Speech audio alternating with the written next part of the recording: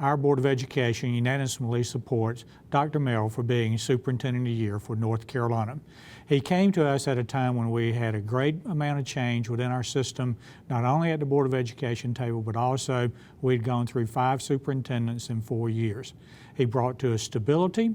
He worked with the community to develop a strategic plan, which has given us a common goal and a common language to talk about, and it has brought a great deal of success to our system. As an education law attorney and the chair of our education committee, I know that these kids aren't numbers and they're not statistics. To see Dr. Merrill's passion and to be able to support his work is a privilege for me as well as the other commissioners. In my over 40 years now in education, I've never been more urgent or convinced about the importance of shifting how we're working with kids and preparing them upon graduation for what comes next.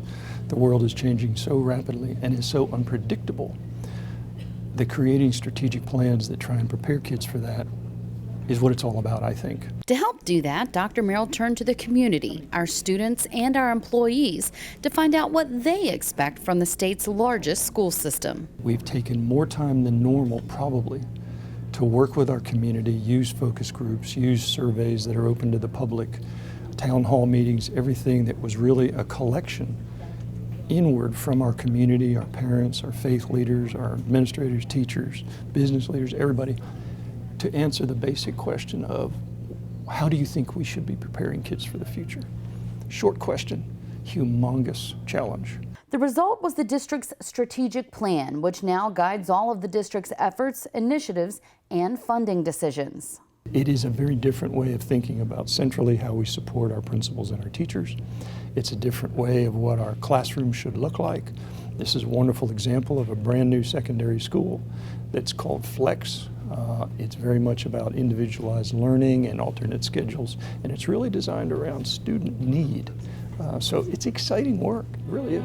The strategic plan has one goal, that by the year 2020, we will annually graduate at least 95% of our students ready for productive citizenship, as well as higher education or a career. It's not just about the metric of at least 95% of our students. It's also about when they cross the stage and they leave us, how have they been prepared? And that's why I always ask people to look at both parts of that goal. It's not just a number. To get there, the strategic plan has 5 objectives or areas of focus.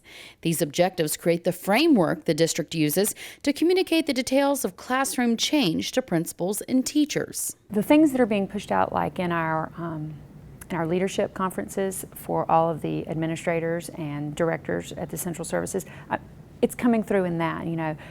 These are the expectations, these are the things that we're working towards. We've got all kinds of work in the district surrounding learner agency and digital learning and the 4 C's and all of those things that were central to the strategic plan and moving kids forward. And so we're seeing it, and you can see it. It's really fun as a parent here in Wake County. I see it coming home in my own children's stuff too, and it makes me just really excited to know that from that conception a few years back, that it's really made it all the way down and is impacting kids, which at the end of the day is the purpose for all of that. Under the strategic plan, we've already increased our graduation rate and made significant reductions in student achievement gaps, helping students like Miguel de la Torre overcome challenges to graduate on time. In the fall of my sophomore year, I had to go to Mexico for personal reasons.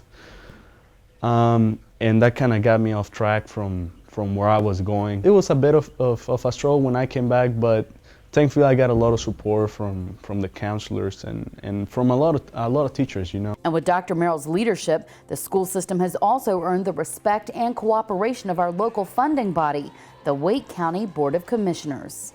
The reason that we have been so confident about supporting the school system is that we're confident in its leadership. We're confident that Jim Merrill can actually make the strategic plan a live, living document. Jim Merrill has been a driving force in creating the vision and getting that buy-in. And now we're all in. We want to support his leadership. We want to support the school board in their vision. And more importantly, we want to be a part of it. He's inspired us to be a part of it. Because working together, we are Wake.